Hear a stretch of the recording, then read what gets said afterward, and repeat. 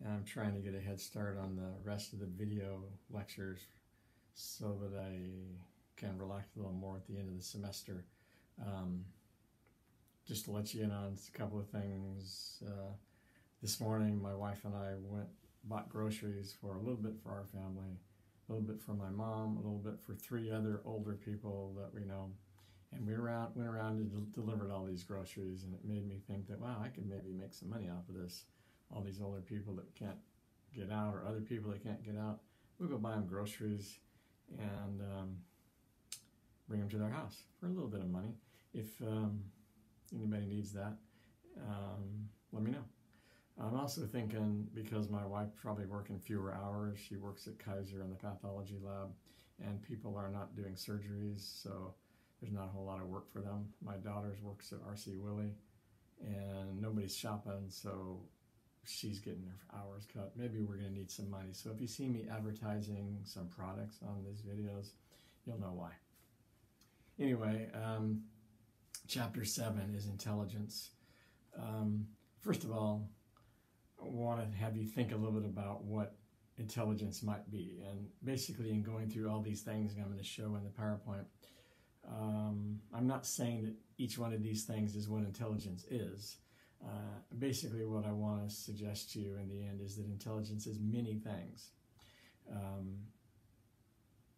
And the smartest person on the planet would be somebody who has most or all of these to the highest degree. And some of these are going to be of lesser importance than others, I'm sure.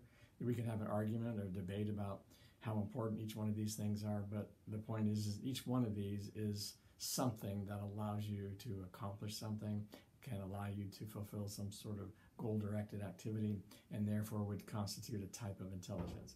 So intelligence is not just one thing, it's many things, and maybe it would include each one of these things. So just tell me what you think. So does it include the ability to reason logically?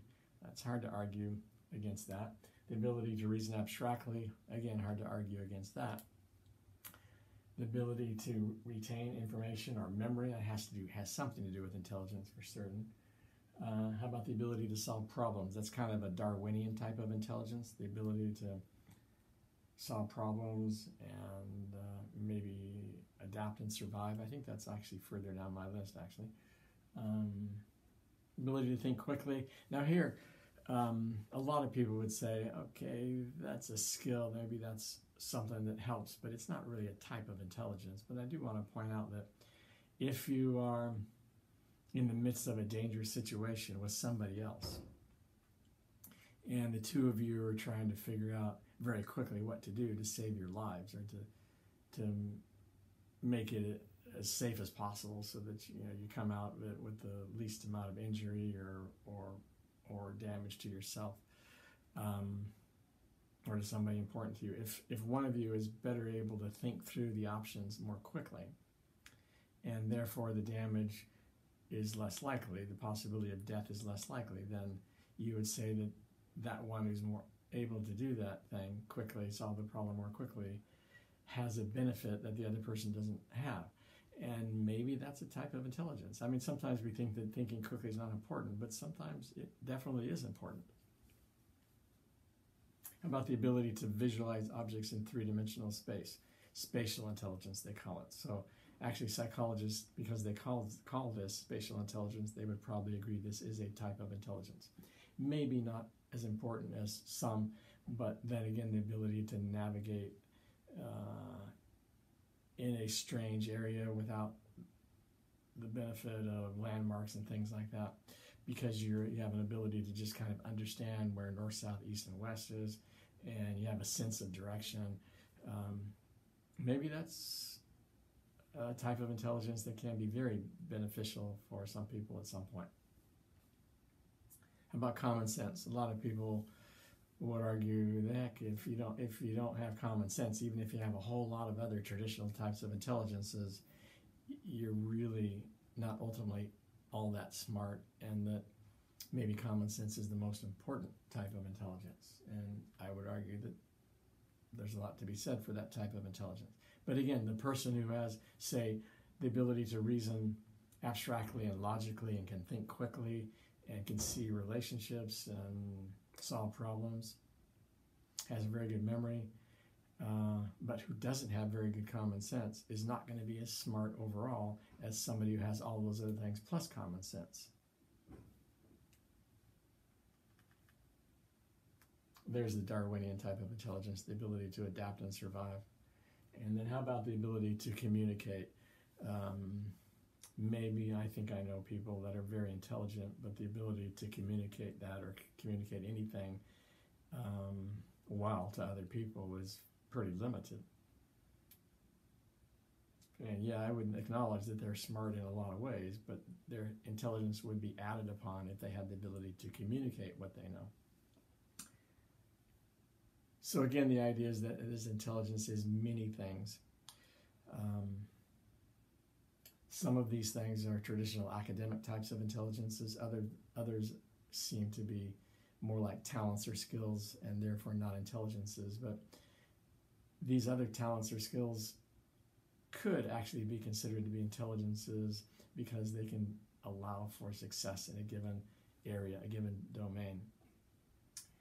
And you have to argue that somebody who's very good musically, whether it's in the ability to create music or the ability, which I've seen on the internet, you can look them up yourself, those people who have these abilities, they're exercising a lot of intellectual abilities, but in a kind of an area that's not traditionally thought of as requiring a whole lot of intelligence. But the things they're doing are definitely requiring intelligence. So, for instance, if I could show you the videos in class of the people who are blind or deaf and are masters at the piano, you have to argue that there is some type of intelligence there. I also have a video of a guy that is autistic, and he doesn't relate well to other people. Socially, he's I guess we could say not very capable, intelligent maybe at all. But musically, he's amazing. He can hear a piano score just once for the first time and turn around and play it exactly. That's something that 99.99% of the population cannot do. If you look at that in his repertoire of abilities, you'd have to say that he's very intelligent.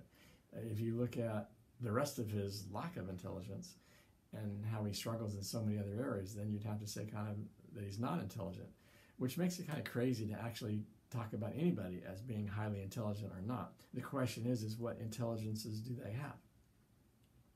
And I think you can argue that autistic young man that I'm talking about, he has a very high degree of intelligence in the musical recreation ability, a very low intelligence in other areas. Then there's the ability to do things physically. And I'm talking about the intellectual ability, memory, and ability to solve problems and reason abstractly and logically and so on. Think quickly, all of those things that you need to do to be able to be a successful basketball player or a football player or whatever skill you're talking about, even dance. But could it be argued that even the physical skill, the physical ability to be able to coordinate your body to do the things you need to do to be successful on the field or the canvas or whatever it is, maybe that in itself is an intelligence? And I'm thinking about my daughters who danced when they were younger, danced a lot when they were younger. They were often told, because they had the same build as myself and my wife, thin, small, not heavy, small torso. They were often told, you have the body to be a great dancer. You should work hard at it. And I always thought, well, what about these other girls over here? How come they're not being told the same thing? Well, because they are lacking in something that tends to be consistent with being successful as a dancer. And it seems unfair, but I think it is kind of true that certain people have the physical characteristics that they need to be successful in physical activities. But maybe it's the same in academic abilities. People who are extremely gifted intellectually, who become major nuclear scientists or physicists or whatever it is that seems to supposedly, stereotypically requires a whole lot of intelligence. Maybe what's unfair for everybody else relative to them is that they have those physical abilities in their brain and the rest of us don't. They have just kind of a brain that naturally picks up on these things a little better, neurons that fire a little more readily, a little more rapidly, or in such a way that makes them more able to remember and think in such a ways that make them intelligent in that domain. I think, actually, as we'll talk about later, you could argue that every type of intelligence ultimately is physical, which means that every intelligence is based on neurons firing, chemical, biochemical, electrochemical events that happen in the body. Whether it's physical, mental, or whatever, it's all based on electrochemical events that we talked about in chapter 2. So maybe, with that in mind, and I'll come back to it a little bit later, maybe that suggests to you that even the ability to shoot 100 free throws in a row, make 100 free throws in a row, constitutes a type of intelligence. The ability to dance on point in a way that nobody else can constitutes a type of intelligence. The ability to hit a golf ball 300 yards and make it draw or fade, whichever way you want, so that you end up where it needs to go. Maybe that's a type of intelligence as well. I know that's a hard sell, but I just want to let you know that psychologists today, I think, are basically arriving in that direction, that intelligences are many things, and they include a lot of non-traditional things that in the past we never really would thought of as being types of intelligence. So back when we first started looking at multiple types of intelligences, there was a guy named Robert Sternberg. He came up with this idea that intelligence maybe consisted of 3 broad types of intelligences. School smarts, those kind of intelligences that helped you to do well in school, also called analytical intelligence, which probably would include thinking quickly, logical thinking, abstract thinking, memory, problem solving, things like that. And then there's street smarts, or practical intelligence, which would involve a lot of those things, but really in the context of in the business world or on the street, dealing with people, but not necessarily in the classroom. And then there's creative intelligence, which Sternberg called experiential intelligence. I'm not sure why I have that on the screen. So his idea was that there are 3 different broad types of intelligence, but they're all part of the same whole. So even though he kind of broke away from the idea that intelligence was just one thing, which happened to be in the past called G theory, that intelligence was basically all about one general type of intelligence, he was breaking away from that and coming up with these 3 broad types of intelligence, but he still said that they're 3 parts of the same whole. And actually some research supports that. Some research supports that you can't really be truly creative unless you have a fair amount of analytical intelligence to give you something to be creative with.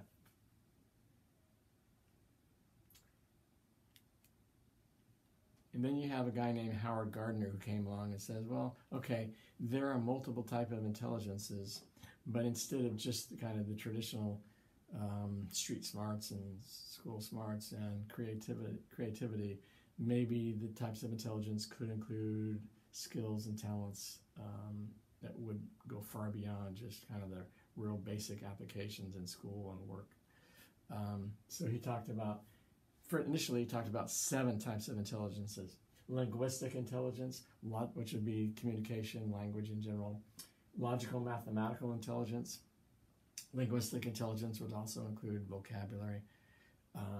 Logical mathematical intelligence and spatial intelligence.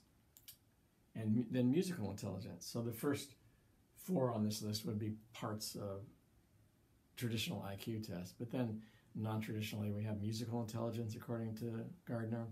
And then you have body kinesthetic intelligence. That's that physical ability. And then interpersonal intelligence would be the type of intelligence that helps us get along well and deal well with other people. Intrapersonal intelligence is kind of a mental health intelligence.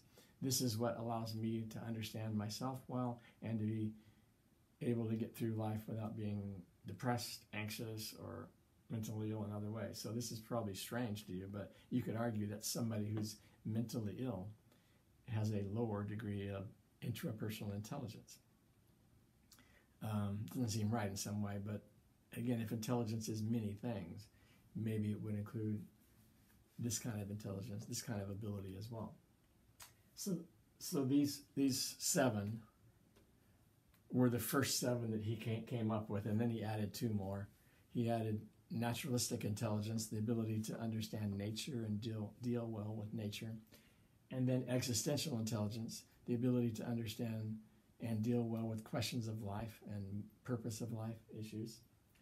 And I would say that he's also emphasizing today emotional intelligence, like a lot of people are. Some people are saying, look, all these other intelligences are important, but emotional intelligence is the most important because it's the thing that allows you to put all these other intelligence together in a way that helps you to deal with everything that you come up with, that you're faced with in the world. Anyway, Gardner's and Sternberg's view are 2 kind of popular views that suggest that intelligence is many things. Now, Gardner's view is that each one of these abilities are mutually exclusive of the others. You can be extremely high in some of these, extremely low in others. And I think that's probably pretty typical of most of us. We have some skills and abilities that we're above average in, and others that we're probably below average in. There's a such thing as an autistic savant. These are kids or adults who would score very low on a traditional IQ test, which would suggest they're not very intelligent, but yet they may have extremely amazing abilities in specific areas, such as art or music or mathematics or some kind of memory, something mechanical.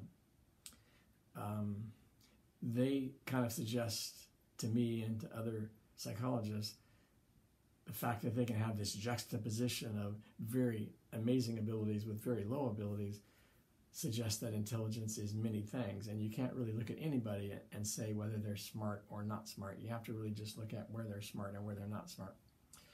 And I think we're all a little bit like autistic savants. Maybe we don't have the huge contrast that an autistic savant has, but we still, if we examine ourselves as examples of what intelligence is all about, we can still see within ourselves the idea that intelligence is multifaceted, involves many things. So what I want to do now is I want to talk about intelligence a little more limited, in a more limited way. So when you go talk to somebody about your psychology class that you're learning about intelligence, without describing it in any way, they're probably going to automatically think that the intelligence you're going to be studying is traditional IQ type of intelligence, the intelligence that helps you to do well in school, and that analytical type of intelligence. Most people are very biased to think that intelligence is one kind of narrow thing. So when we talk about intelligence from here on out, that's really what we're going to talk about, because that's the way the world views intelligence. So this brief history of intelligence testing really centers on that type of intelligence testing, school smarts type of intelligence testing. And this is not complete. It's really just kind of a biased history that includes the people and things that I want to mention and I want you to know something about. So the first person on my list is Franz Gall. This goes back to the 1800s when phrenology was a popular concept. The idea behind phrenology, that's spelled P-H-R-E-N, right? P-H-R-E-N-O-L-O-G-Y. Phrenology was a popular concept which involved people measuring the bumps and the valleys and the contours of people's heads, and then using the shape of people's heads to read their personalities. It's kind of like a palm reading type exercise, which today we would argue is definitely pseudoscience, but back then it was a common way to determine people's personality. Not only personality, but their characteristics, other characteristics, including intelligence.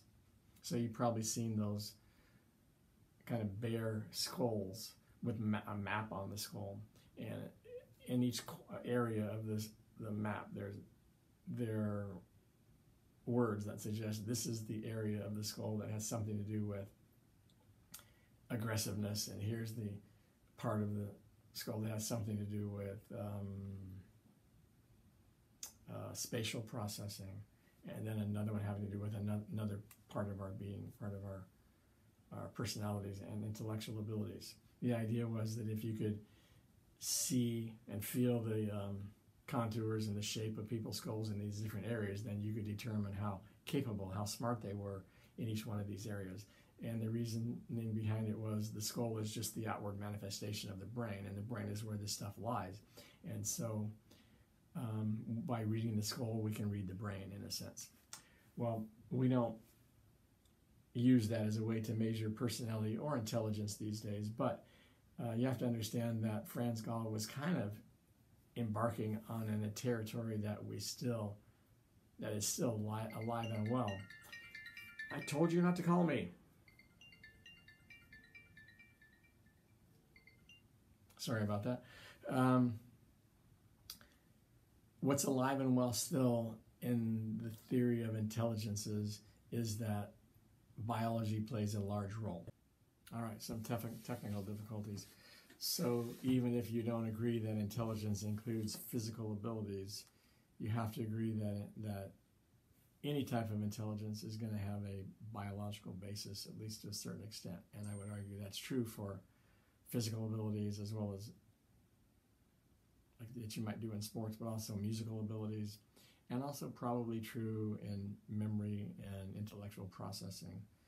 There's a biological basis for all those things. So Franz Gall was studying something biological. He was looking for biological markers for internal subjective intelligence, which is not really, I mean, looking for biological markers is something we tend not to do too much today, but the idea that biology plays a large role in intelligence is not a far-fetched idea. It's definitely true these days. Okay, then you have Charles Darwin, who didn't really test for intelligence like we do now, but he was a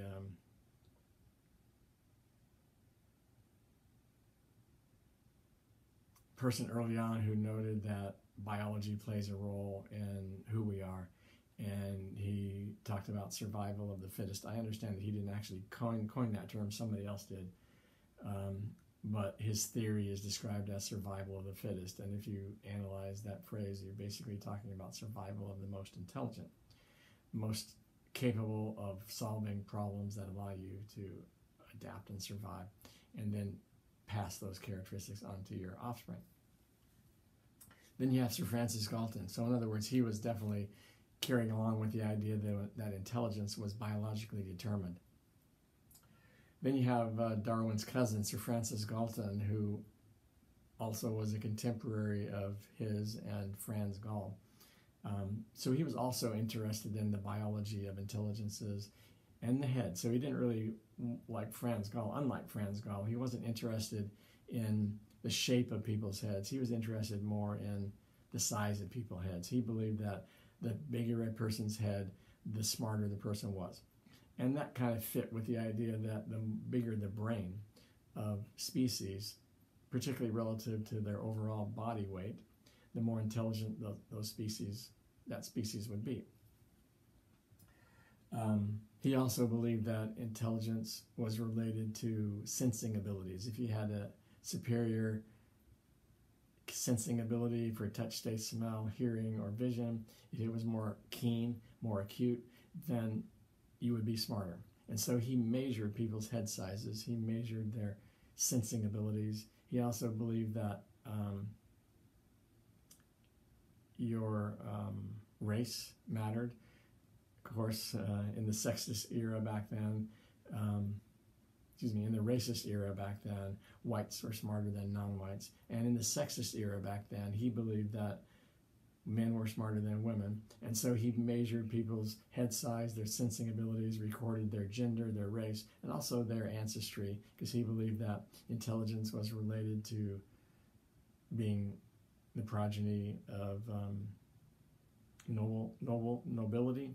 He measured people's ancestry to see if they had noble blood in their line, and if they did, they were likely going to be smarter. His claim to fame is really that he measured all these things. Not that he was correct about all these things, but he measured all sorts of things to see if they were related to intelligence. This shows the plaque where he lived in London for 50 years. He's known as the father of eugenics because he actually advocated that we should encourage people who were likely to be more intelligent because of these biological markers and these other things that he was looking at to determine people's intelligence. We should encourage them to have children, and we should discourage people on the other end of the scale from having children. And by doing so, we're going to improve the human race. Now, obviously, that's not a popular idea and not really ethical to the extent that it was used by the Nazis and the Holocaust, and even in the United States. In the early days of our immigration to here, when we gave people IQ tests, and if they didn't do well on the test, we wouldn't let them in. And if it was a woman who was already here and we thought that she was unintelligent, we actually would do things to make sure she didn't have kids.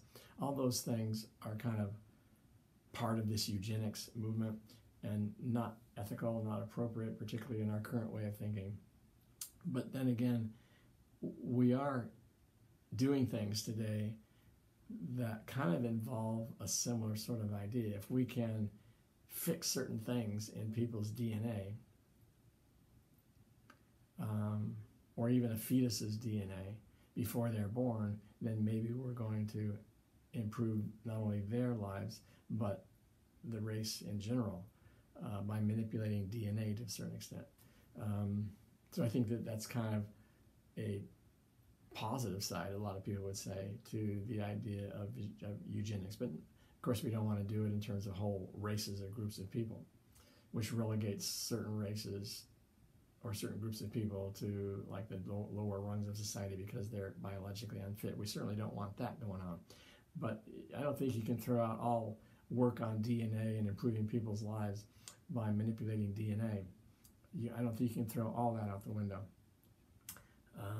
Anyway, just kind of my 2 cents about eugenics and some of the negative things as well as maybe some of the potential positive applications. That's, I think, S. Galton's biggest claim to fame, is that he was considered to be the father of eugenics. Then you have Alfred Binet, who was really the first person to measure intelligence in the way that we do today, and that is through paper and pencil and tests even that you could do on a Scantron form. What happened was this: way back in the early 1900s in France, they had recently passed a law that said that all kids had to go to school, so it was now mandatory. Some of these kids had already been going to school, and their families had gone to school for years, and so they were well prepared, both culturally and mentally, to be able to do well in the school system. But now there was a whole bunch of kids whose families had never gone to school, and they really weren't well prepared to succeed in the school system. And so the government went to Binet and said, look, you're a statistician, you're a person concerned with measurements, and you've dabbled in intelligence a little bit, so please create a test so that we can give it to young kids going into the school system so that we can predict how well they'll do in the school system. And the ones that are predicted to not do well, we'll put them in the special ed or the remedial classes, and will help them succeed in the school system when they otherwise may not have the tools to succeed. So it's something we still do today. We use intelligence tests to predict success in the school system. And based on that, we put kids in certain categories, in certain situations where they're more likely to succeed, and then maybe, hopefully, we can move them into other categories that will allow them to succeed in other areas further down the road. So when Binet started creating this test, and he tested it, he found that it really did work, that it actually did predict the results of the test predicted who would succeed in the school system and who wasn't.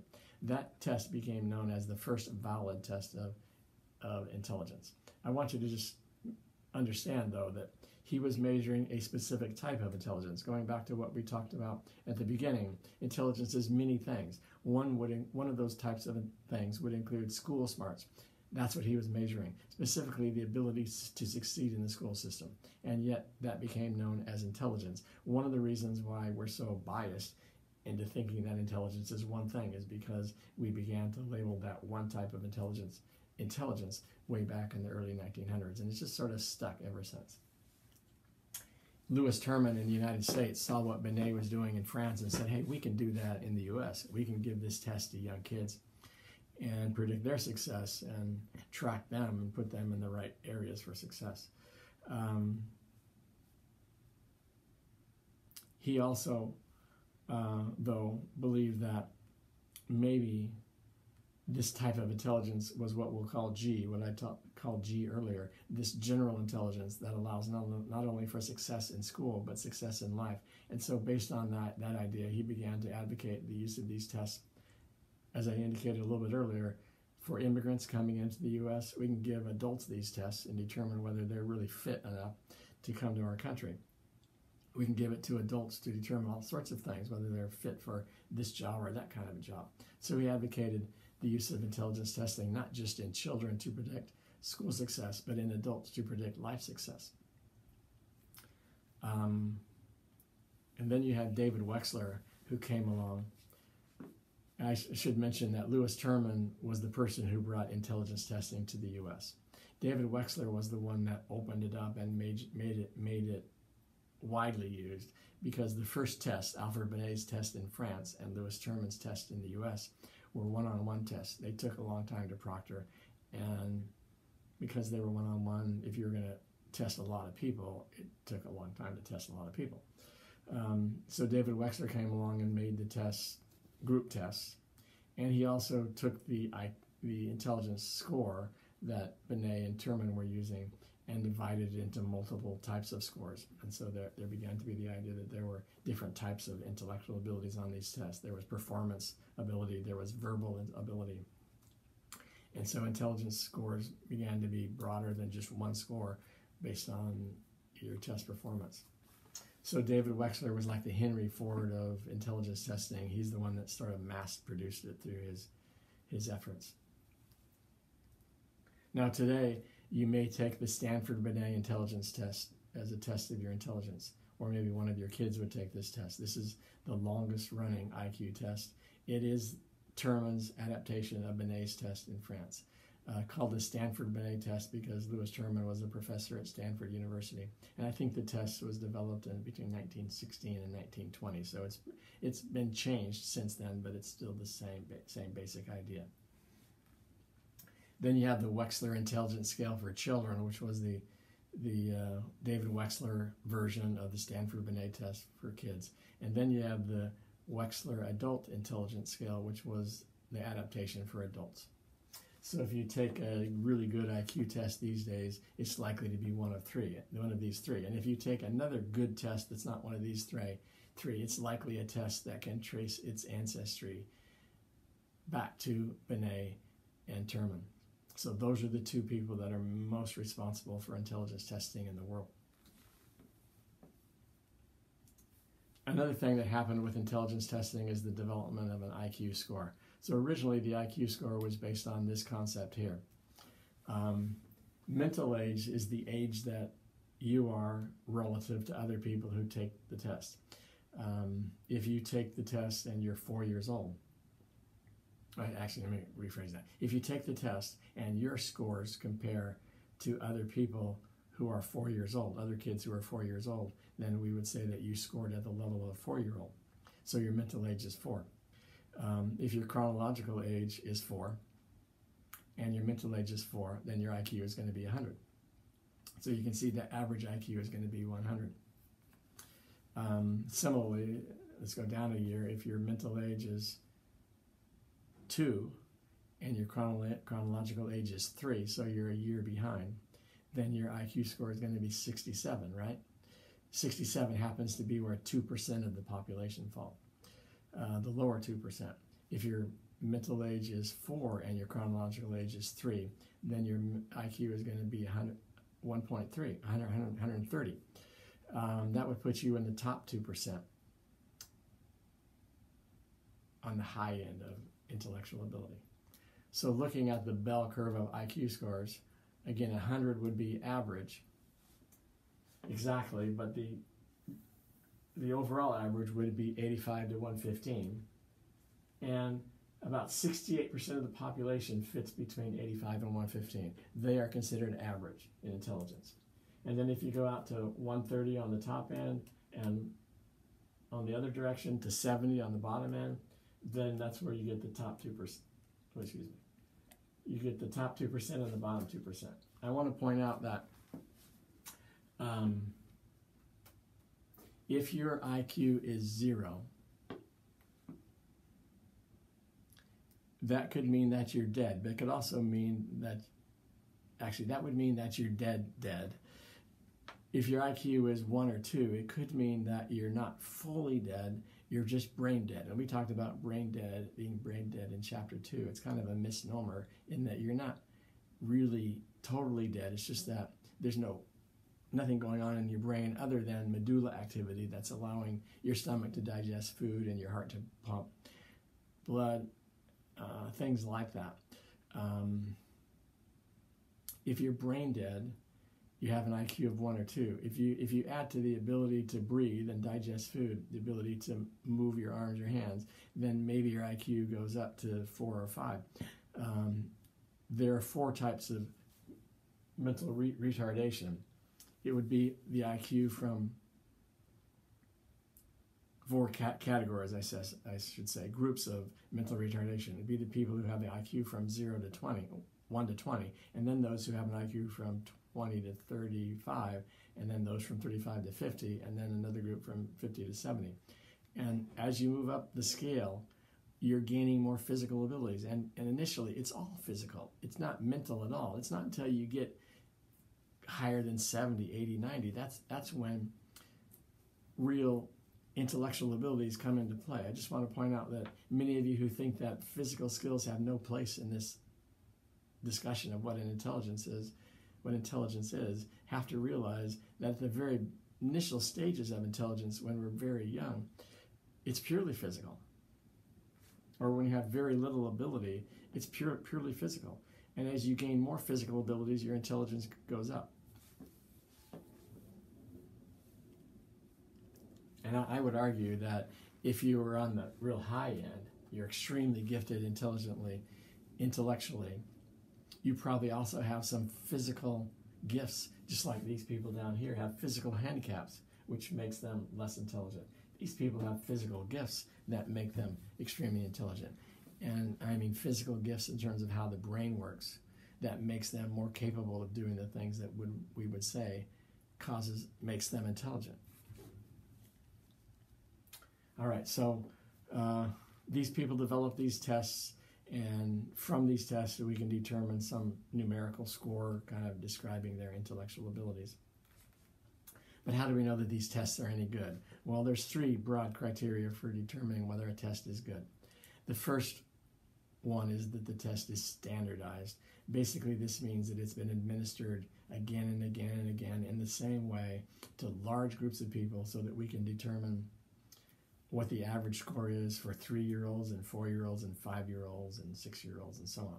And then we compare a person's score to the average, and then we can determine really where that person is intellectually. And I mentioned that because we don't really use the IQ formula anymore, because the problem with the IQ formula is that since chronological age goes up incessantly, steadily, and your intellectual abilities tend to decrease over time, that means the score suggests that you get dumber as you get older. And so we have to do something different besides apply the formula. We can then begin to look at how you score as a 21-year-old versus other 21-year-olds. And it kind of makes us look at percentile rankings. Are you in the 99th percentile, the 98th, the 75th, or the 50th percentile? Well, if you're in the 50th percentile, we could say your IQ is probably going to be around 50. If you're in the 98th percentile, we could say your IQ is going to be around 130.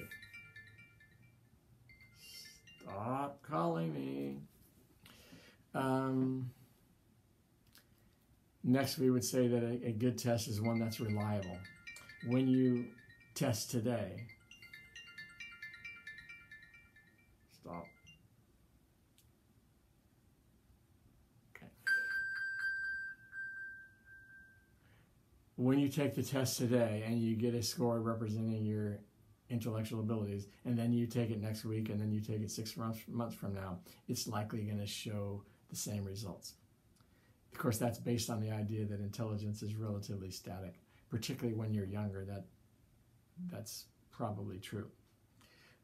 As we get older and intelligence may involve more wisdom, maybe it does change a little bit. But when children are younger, tests are more reliable. And so we want tests to be reliable to consider it to be a good test. Lastly, a test is good if it's valid. This is probably the most important. This basically answers the question of, or is all about the question of, does this test predict what it's supposed to? So a pregnancy test is valid if it accurately predicts that you're pregnant when you are, and it accurately says you're not pregnant when you are or not. Likewise, an intelligence test is valid if it accurately predicts what it's supposed to predict, which is not pregnancy in this case. It is what? So that's the big question. In order to know if intelligence tests are valid, you have to go back to what intelligence tests are primarily designed to predict. And you have to go back to Alfred Binet. His test was designed to predict school success, not life success, but school success. So are intelligence tests valid today? Most would say they are valid. Most scientists would say that they are valid because they're decent predictors of school success. However, they're not very good at predicting life success. And one of the problems that comes into play with intelligence testing is this. Johnny gets a low score on the test. Mom complains and said, look, this test is worthless. It says Johnny's unintelligent. I know he's not unintelligent. He's very capable. Look at what he can do. He's amazing. He's very smart. And then the researchers ask, well, or the proctors ask, well, but how does he do in school? Well, he doesn't do all that well because his type of intelligence is just different. Yeah, that's the point. Yes, he is intelligent, but he probably, or maybe, consider the possibility that he may be lacking somewhere that allows him to succeed in the school system. Learning disabilities, ADD, those types of things, cultural issues, language issues, those things can occur in very smart people, but will hinder them from doing well in the school system, and they likely will not do well on the test either. And so therefore the tests for them are valid because they predict school success. They may not predict life success, but they predict school success. So the two most important applications of intelligence testing in the school system is to diagnose learning disabilities and to diagnose or to predict school success, and they're very much related to each other. All right, now I want to talk about the issue of bias. So people question whether intelligence tests are valid or not. And I want to tell you that in spite of what you may hear and feel in your mind based on other data, most scientists believe they actually tend to be fairly valid. But the question of bias still arises. This is a picture in the Stanford, in the original Binet test in France. So that it was a little more detailed than this. Students were not just asked, young kids were not just asked, could they name these items, but how many they could name. They were asked to describe them. So remember, this is a one-on-one test with a proctor. The proctor could listen to the kids and record what they were saying and then analyze what they were saying to determine how knowledgeable these kids were of the modern-day kitchen in France in 1906. Well, maybe you can realize that this was a biased question. This is a biased way of testing intelligence because it depended upon affluence, how much money these kids had, whether their parents had enough money and they were situated in society well enough so that they could afford to have, and they did have a kitchen that looked like this. So I ask you now, with that in mind, does affluence, does money have anything to do with school success? Unfortunately, the answer is yes, and it actually explains, partially at least, the reasons why minority kids may not do well on the test as whites and may not do as well in the school system. It has a lot to do with money and what kind of schools they go to and what kind of money they had to be able to prepare them to succeed in the biased school system. Most people would say that intelligence tests are biased, but the scientists would also point out that since the tests are designed to predict success in a biased school system, that one that does place a high value on affluence and the ability to connect you with materials, and today that's computers and things like that. Since money allows you to connect with those things and be actively engaged in those types of things, that's going to make it more likely that you succeed in the school system. So the school system is biased toward a certain type of people. It's biased toward people who have more money. It's biased toward people of a certain race, a certain cultural background. It's also biased toward families whose members have been going to school for years and years, so they kind of understand what it takes to succeed in the school system, not just money, but a certain kind of cultural preparation. Now, with that in mind, if I ask you this question, how are high school and college alike, which was a question on the original Stanford Binet test, chances are, if your family has gone to school for years and you've had in your family goals for you to go to school, you probably know the difference between high school and college, and also know how they're alike, and you could talk about it intelligently. And you're probably more likely to succeed in school and probably in college because you know that. A person whose family has never gone to school, maybe the highest, or maybe even the highest grade earner in school was an eighth grader. The highest grade earned by somebody was 8th grade. It's going to be hard for you to answer that type of question, and that's probably going to put you at a disadvantage. And so therefore, those types of questions are, although biased, they predict success in the school system. Another question on the original Stanford Binet test was, why do people buy fire insurance? Also a question that's biased against people who don't own enough property to afford fire insurance. And yet it's the people who understand the answers to those kinds of questions. Those are the ones who do better on the test, and they do better in the school system. If I ask you a question, if you're going on a long trip and you have maypops, what would you want to be sure to take with you? You might think that that's a biased question because you have no idea what maypops are, and so you can't answer the question. Likewise, if I ask you a question, how many days after birth would you perform bris? You would think, well, I don't know what bris is, so I can't answer that question. Ask me something I know. And I'm going to say, well, but I want to predict your success in a school system or a system in general that basically assumes and expects you to know the answer to those questions. And so therefore you think that's a biased question, but I'm trying to predict your success in a biased system that requires you to know that stuff. And so since you don't know the answer to those questions, maybe you're not going to be as likely to succeed. So it turns out that maypops are tires that may pop at any moment, and therefore you need to bring a spare tire on your trip. That's a term that certain people in the country, and I think some people in the tire business, know because they use that regularly. Bris is something that you would perform 8 days after birth in the traditional Jewish faith. As indicated in the Torah, it's male circumcision. You do it 8 days after birth. You're thinking, well, I don't know that stuff. I'm not unintelligent. But again, if I'm trying to predict your success in a school system where those things are expected that you know, then you're probably going to struggle. That kind of fundamental concept needs to be understood to realize how intelligence tests can be used in the school system and how they can be both biased and valid at the same time. Now, we do need to get rid of obvious biases that hold people back, but maybe in the tests. But maybe more importantly, we need to get rid of biases in the system. And there's no maybe about it. We need to get rid of those biases in the system, and we're working to do that. It's a slow process, but efforts are being made in that direction. But as long as the system is still biased toward a certain type of learning, a certain type of background, then the testing that predicts success in those systems needs to be biased as well to be valid.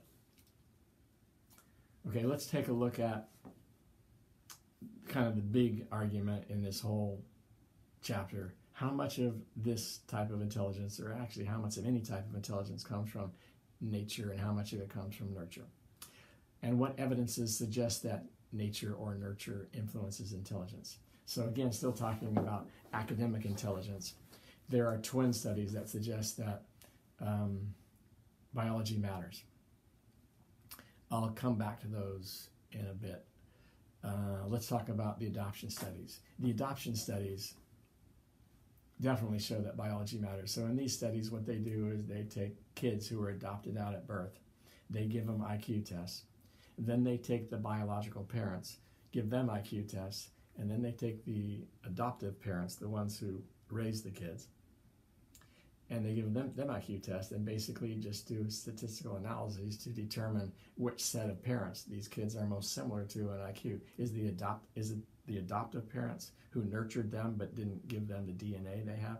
Or is it the biological parents who gave them the DNA they have but didn't nurture them in any way? This may surprise some of you, but the clear evidence is that in general, adopted kids are more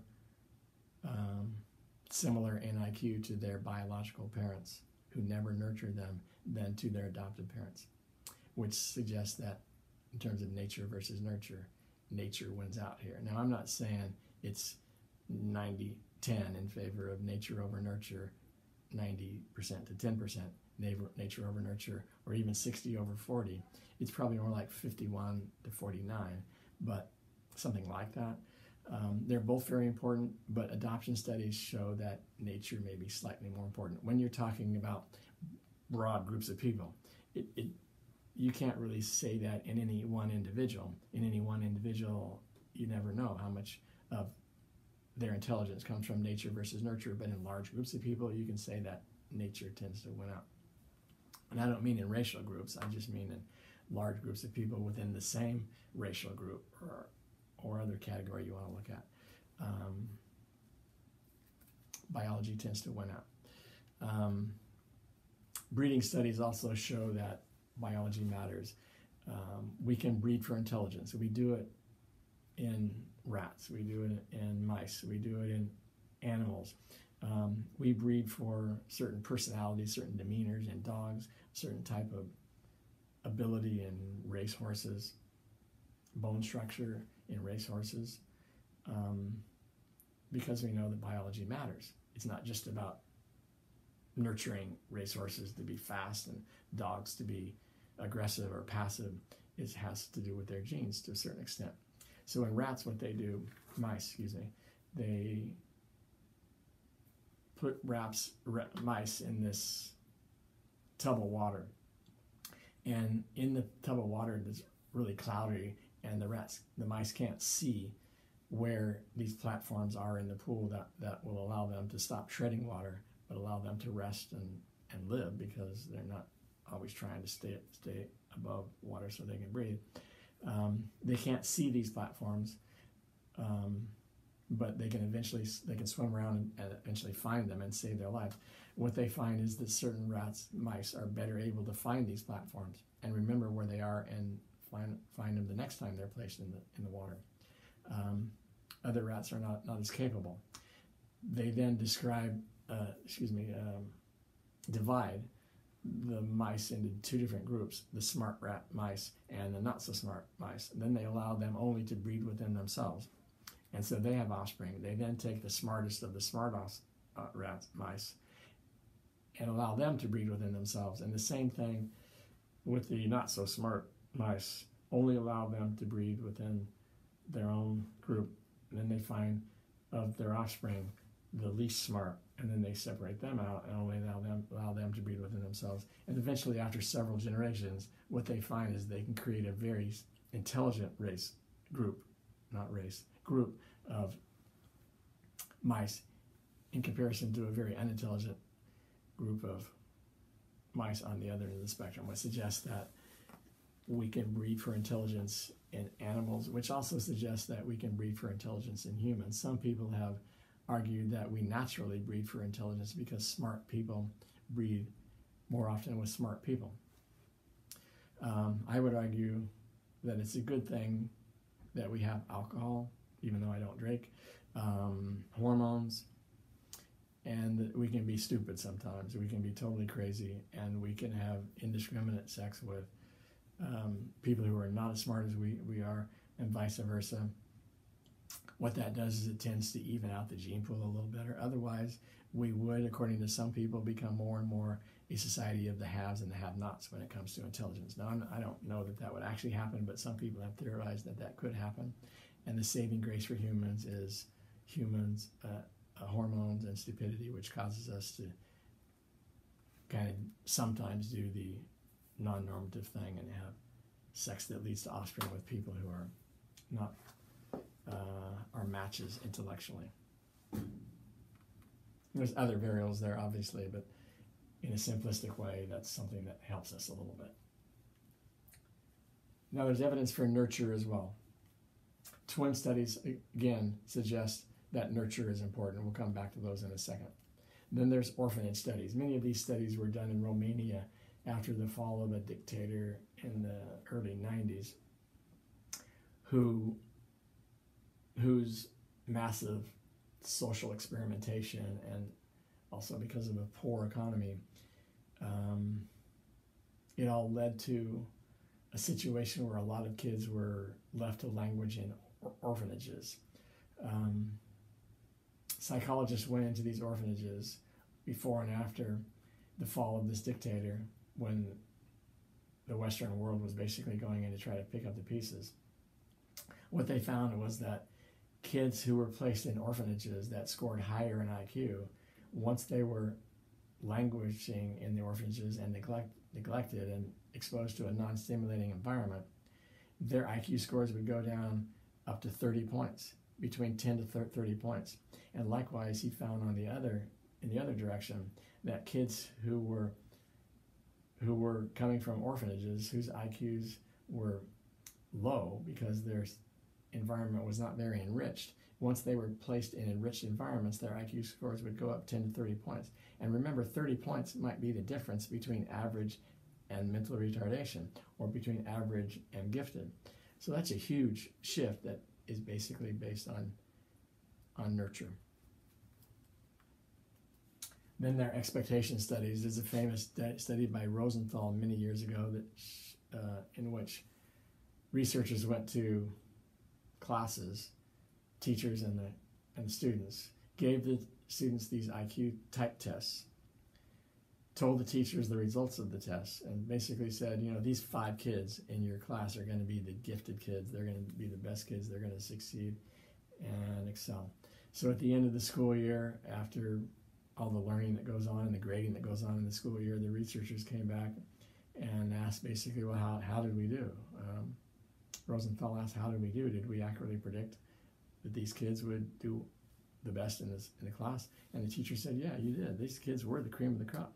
And then Rosenthal said, well, the crazy thing about this is we gave these kids these tests, and we know their abilities.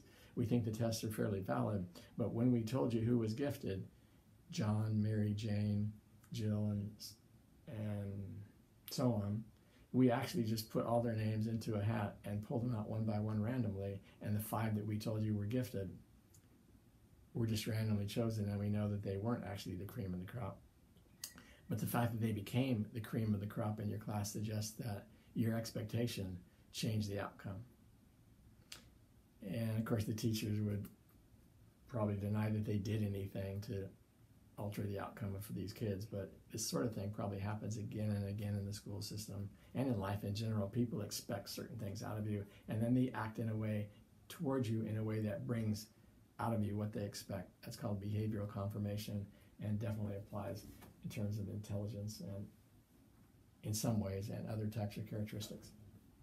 Then there's the Flynn effect of intelligence scores, which shows that intelligence test scores have increased over generations of time. And that's not likely because biology has improved. In 50 years' time or 100 years' time, biology hasn't changed to the point that would account for large shifts in IQ scores. That's got to be nurture. It has to be teaching to the test. It has to be due to greater affluence, greater accessibility to tools that will allow you success in the school system. Again, suggesting that nurture is really important. So let's take a look at these twin studies. Whoops. You can't even see these. All right, I'm going to have to describe these. So what they do with twin studies and relationship studies is they take a look at the correlation in IQ scores between identical twins who are reared together and between identical twins who are reared apart. So in other words, what they find is that identical twins who are reared together have very similar IQ scores. In fact, the correlation coefficient between IQ scores of identical twins reared in the same type of environment is 0.89, which is the highest really correlation you're ever going to find in any kind of naturally occurring phenomenon in the world. It's a huge correlation, which suggests that it's very likely that identical twins raised in the same environment are going to have very similar IQs. And then if you compare that correlation coefficient 0.89 with the correlation between identical twins who are reared apart, you find out that that correlation is quite a bit lower. It's on this graph here, it's about 0.75. So 0.75 versus 0.89. The difference suggests that nurture is at work here. The reason why identical twins reared together are more similar in IQs than identical twins reared apart is because the ones who are reared apart don't have nurture in common. So nurture plays a role here. It's important. However, if you look at identical twins who are reared apart, identical twins who have the same biology, roughly, but not the same nurture, because they're reared apart in different homes, their IQs are more similar, 0.75 or so, than fraternal twins who are reared together. So fraternal twins don't have the same biology, they don't have the same nurture, but if they're reared together, they have the same nurture, roughly. Their IQ scores correlate at about 0.6. So the difference between 0.75 and 0.6 suggests that nature is important. The twins that share the same biology are more similar in IQ than the twins who share the same nurture. And that's kind of similar to the adoption studies. They show that nature is more important than nurture, at least when you compare nature versus nurture in that specific instance. Nature is more important than nurture. Fraternal twins reared together, which have a correlation of about 0.6 in IQ, are more similar in IQ than siblings reared together. The reason for that is nurture. So fraternal twins are more likely to be treated similarly because they're the same age and because they look more similarly than other siblings. Even if they're not identical, they're going to probably look more similarly and they're going to be treated more similarly. And so that more similar nurture is going to make them more similar in IQs than any two siblings reared together of the same two parents. So that, again, suggests nurture. However, siblings reared together are more similar in IQ than unrelated individuals reared together. And that's because the siblings reared together are more likely to share the same DNA, which again suggests that nature is important. Siblings reared together share the same nature and the same nurture. Unrelated individuals reared together don't share the same nature, but they share the same nurture. So the ones who share the nature in common are the ones that are more similar in IQ, again suggesting that nature is important. So you have some cases where nature seems to be more important and some cases where nurture seems to be more important. Now, the reaction range theory of intelligence, and basically what I want to say is that if you look at the evidence for nurture and the evidence for nature, what you find is that they're both important, but perhaps nature has the upper hand when you're talking about average differences between large groups of people.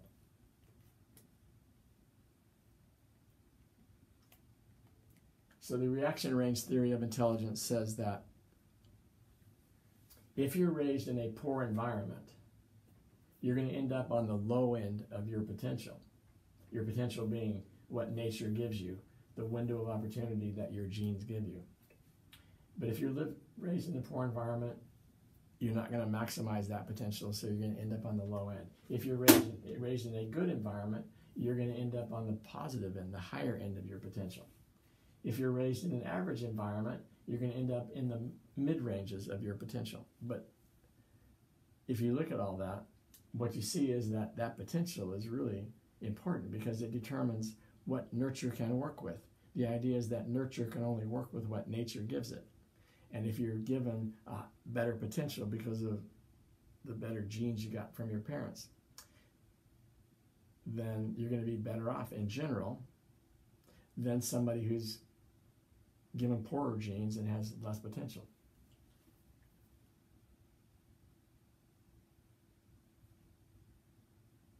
Now that might be a little discouraging and maybe a little bit negative, but let me just point out that I think it's probably true that no matter how much good training and mentoring and how long I worked at becoming a great singer, I don't think I could ever sing like Luciano Pavarotti or Andrea Bocelli or even Britney Spears,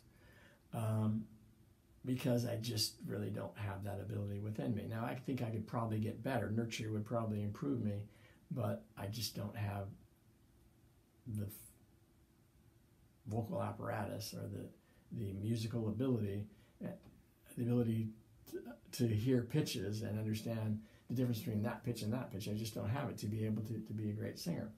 And I think most people can see those kinds of things. I'm never probably going to play basketball like Michael Jordan. But likewise, if you get that, I'm probably never going to think like Albert Einstein either. I just don't have his intellectual nature-given abilities. And I could become smarter, and I think I have become smarter by going to school and doing all sorts of things, but I'm still not at the same level of an Albert Einstein.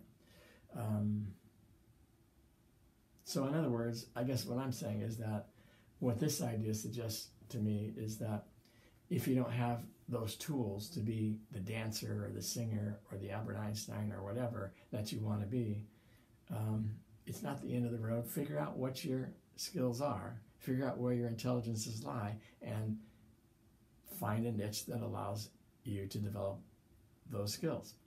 And for most people, there is such a niche. We all have intelligences of some kind. Find out where they are and work hard to make those really finely tuned for you, and then you can find success. I also want to point out something here else. Most people would say that intelligence is not what we would call a highly canalized trait. So eye color is a highly canalized trait. In other words, your potential doesn't exist in a small canal of possibilities, brown, blue, green, gray, is basically what eye color types you can have. And so it's a highly canalized trait. Biology is primarily something that determines the canal that you're in. And if you're in this canal, blue eyes, green eyes, that's the eye color you're going to have. Nurture's not going to have a whole lot of influence. On the other hand, intellectual abilities and most personality characteristics are not highly canalized. They exist, your ability to be this way or that way exists in a wide valley of possibilities. And within that valley of possibilities, nurture has a lot of room to work. Nurture has a lot less room to work with eye color. Intelligence is not like that, most people think. And so for most of us, our potential abilities probably overlap with most other people. Then the possibility that we're way down here, or some people are way down here and some people are way up here, most of our potentials overlap with most everybody else's, which is good news for the ability of nurture to work within nature. Most of us are given enough nature to be able to give something that nurture can work with to allow us to be successful in some areas. Okay, a lot of controversial things in this chapter. Let me just, before I close, want to emphasize that even though some of the things that I mentioned today suggest maybe some not so politically correct ideas, I want to emphasize that no research evidence suggests that biology is the reason for minorities scoring lower in IQ tests. Some people have thought that that's true in the past, but all the research suggests that the reason for some minorities scoring lower on IQ tests than, say, the white majority is not biology, it's nurture, it's opportunity, things like affluence, socioeconomic status, which are things that are hard to change, and they have a long history behind them. And of course, there's a lot of oppression and all the negative things associated with oppression that are really unfair and inappropriate and not okay. We're working on those, but it takes a long time to change those things.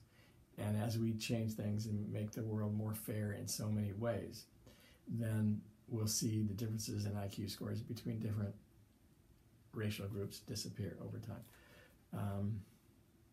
And I think the idea in general these days is we want to make the world more equitable, more fair for everybody, not just for a group of people. And that would be true economically, but also true educationally and intellectually. All right, I'll see you next week.